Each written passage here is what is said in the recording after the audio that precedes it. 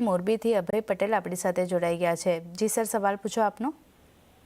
Madam, મારી પાસે પારસ defence છે 655 વાળા 400 શેર અને ડેટા પેટર્ન છે 3120 વાળા અને એના શેર છે 520।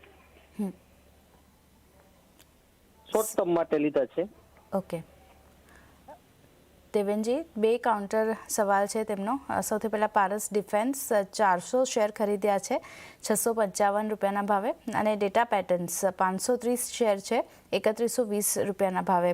પારસ ડિફેન્સમાં 31 રૂપિયા 95 પૈસા પ્રતિ શેર તેમને નફો થઈ રહ્યો છે અને ડેટા પેટર્નમાં 468 રૂપિયા 10 પૈસા પ્રતિ શેરની ખોટ થઈ રહી છે। શોર્ટ ટર્મ વ્યૂ છે બંને માટે, શું ધ્યાન રાખવું બંનેમાં?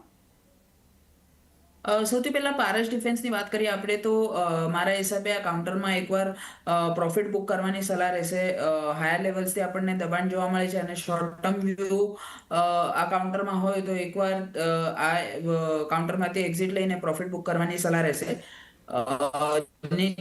અગર થોડી રિસ્ક લઈ શકતા હોય તો એક અડધું પ્રોફિટ બુક કરીને 675 નો ટ્રેલિંગ સ્ટોપ લોસ બી રાખી શકાય। બટ જે હિસાબે માર્કેટ છે અને માર્કેટમાં થોડું કરેક્શન જોવા મળે છે, એકવાર માટે આ કાઉન્ટરમાં પ્રોફિટ બાંધી શકાય।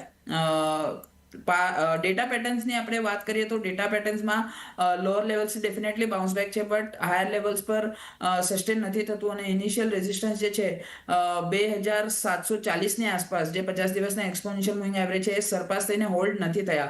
તો મારા હિસાબે આ કાઉન્ટરમાં એક સ્ટોપ લોસ રાખવો જોઈએ નીચેમાં 2630નો। અહીંયાથી વધારે દૂર નથી, 20 રૂપિયા નીચે છે।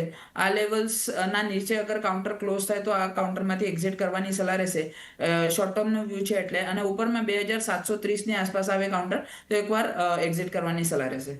ઓકે, તો ડેટા પેટર્નમાં ખાસ કરીને હોલ્ડ કરીને ચાલી શકો છો। 2630નો સ્ટોપ લોસ 2730ની આસપાસના ટાર્ગેટ બનતા દેખાઈ શકે છે।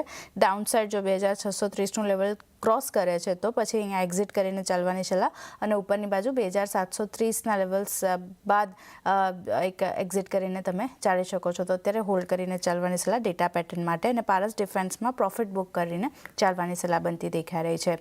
તરુણ, જાણી